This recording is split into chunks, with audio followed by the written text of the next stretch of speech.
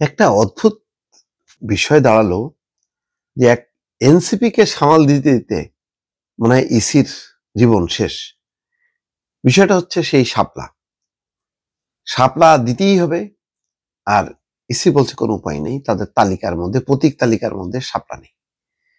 তারপরও জবরদস্তি করতেছে, চাপ দিচ্ছে, দিতেই হবে, না দিলে আন্দোলন, ঘেরাও। এমনকি সরোয়ার তুষার দেখলাম বলল যে যদি শাপলা প্রতীক না পায় এনসিপি তাহলে তারা নিবন্ধনই নেবে না। আচ্ছা, নিবন্ধন যদি না হয় তাহলে নির্বাচন করবে কেমনে? নাকি নির্বাচন করার দিকে মনোযোগ নেই? এটা কি একটা অজুহাত হিসেবে তারা সামনে নিয়ে আসছে? আর এই অবস্থায় যদি চাপ দিয়ে ইসি যদি নতি স্বীকার করে তাহলে ইসির পজিশনটা কি দাঁড়াবে খেয়াল করেন। ধরেন সবাই এখন যদি প্রতীক দেয় শাপলা প্রতীক, তাহলে সবাই কি ভাববে যে এনসিপির চাপে কাবু হয়ে গেছে। কারণ অনেকগুলো যুক্তি আছে যে নাগরিক ঐক্যকে দেয়নি। নাগরিক ঐক্যের যে সভাপতি মাহমুদুর রহমান মান্না কি বলছেন যে আমি মামলা করব না, কিন্তু প্রতিবাদ জানাবো। তার মানে এনসিপি কে যদি দেয়া হয় তাহলে কেন তাকে দেয়া হলো না প্রতিবাদ জানাবেন তিনি। এটা একটা স্নেহসুলভ মমতা, জুলাই আন্দোলনের যেহেতু তারা সৈনিক সেই কারণে সেটা বলছেন, কিন্তু এটা তো মাহমুদুর রহমান মান্নারও কাছে গ্রহণযোগ্য হবে না, কারো কাছে গ্রহণযোগ্য হবে না চাপ দিয়ে। কারণ যেহেতু তারা বলছে যে এই প্রতীকটা দেয়া যাবে না, তাহলে অন্য বিকল্প প্রতীক থাকবে না কেন? দুইটা তিনটা। এমন তো না যে এনসিপি অনেক পুরনো দল, তাদের এই প্রতীকটা বাতিল হয়েছিল, এখন নতুন করে প্রতীক বরাদ্দ হচ্ছে, সুতরাং তারা তাদের পুরনো প্রতীক ফিরিয়ে পেতে চায়। তার তো না, যেটাই নেবে সেটাই হবে এনসিপির প্রতীক। তো এই যে ঠেলাঠেলি চলতেছে, একটা অস্বস্তিকর পরিবেশ। তার মধ্যে বলতেছে নিবন্ধনই নেব না, প্রতীকের জন্য নিবন্ধনই নেব না। এটা হইতে পারে? আমি একটা অপশন দিয়ে রাখবো নির্বাচন কমিশনকে, সেটা মানতেই হবে। হাসনাত আব্দুল্লাহ বলতেছে শাপলা এনসিপি পাবে কেমনে, যেখানে সচিব আক্তার আহমেদ আনুষ্ঠানিকভাবে বলছে কোনো সুযোগ নেই, এবং বলছে যে 19শে অক্টোবরের মধ্যে যদি তারা প্রতীক না নেয় তাহলে নির্বাচন কমিশন তার মতন করে প্রতীক বরাদ্দ করে এই পর্বটা শেষ করবে। নির্বাচন কমিশনের উপরে এই চাপটা কেন?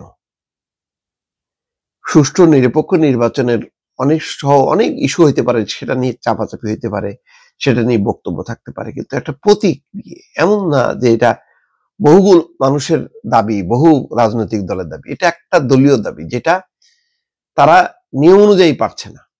এখানে তো স্বজন প্রীতির কি ব্যাপার আছে যে না এনসিপির ব্যাপারে রুষ্ট? তাহলে তো অনেকগুলো পয়েন্ট ধরতো যে এটা হয়নি, ওইটা হয়নি, কাগজ নিবন্ধনের ব্যাপারটাই তো আটকায় দিত।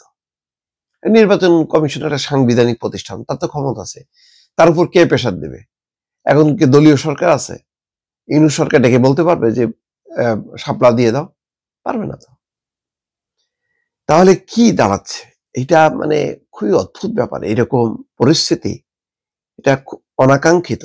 যে বলছে যে আক্তার আহমেদ বলছেন যে এনসিপি শাপলা দাবি করলেও প্রতীকের তালিকা না থাকায় বরাদ্দ দেওয়া হয়নি। ইসির সিদ্ধান্ত একই। কমিশন মনে করে তালিকায় শাপলা অন্তর্ভুক্ত করার দরকার নেই। তাহলে এরকম একটা পজিশন থেকে কেন শিফট করছে না? মাহমুদুর রহমান মান্না নাগরিক ঐক্যকে শিফট করেনি? এত আবদার কেন, আর এইরকম দাবি কেন? যদি একবার এখানে ইলেকশন কমিশন এই দাবির মুখে নতি স্বীকার করে, সামনে তো অনেকগুলি ব্যাপার আছে। বলবে যে এই রিটার্নিং অফিসার খারাপ, ওই রিটার্নিং অফিসার খারাপ, এটা বাতিল করো, ওটা করো, এই কেন্দ্র বাতিল করো, এই কেন্দ্র বাতিল করা যাবে না, এরকম নানান চাপ তো সামনে আরো আছে। সেই চাপগুলি বড় বড় চাপ, বিএনপি জামাতের চাপ, তখন সামাল দেবে কিভাবে? এখনই যদি এনসিপি ইসি কে ধরাশায়ী করতে চায়, করে ফেলে, তাহলে এই প্রতিষ্ঠানটার আর কোনো থাকবে? কেউ গুনবে সে? এখন তো ইসি চায় যে সে তার জীবনের শেষ, নাসির সাহেব বলছেন সিইসি, যে এটা তার জীবনের শেষ একটা নিরপেক্ষতা প্রমাণ করার, সাহস দেখানোর একটা সুযোগ আসছে, সেই সুযোগটা তিনি কাজে লাগাতে চান। আর এখানে এনসিপির এই দাবির ব্যাপারে একটা রাজনৈতিক দল আছে কেউ বলছে বিবৃতি দিয়ে যে হ্যাঁ দেওয়া হোক, দিতেই হবে? না, কেউ না। এনসিপি একা একাই এটা নিয়ে কথা বলতেছে। খুবই মানে অনাকাঙ্ক্ষিত বিষয় হয়ে দাঁড়াচ্ছে।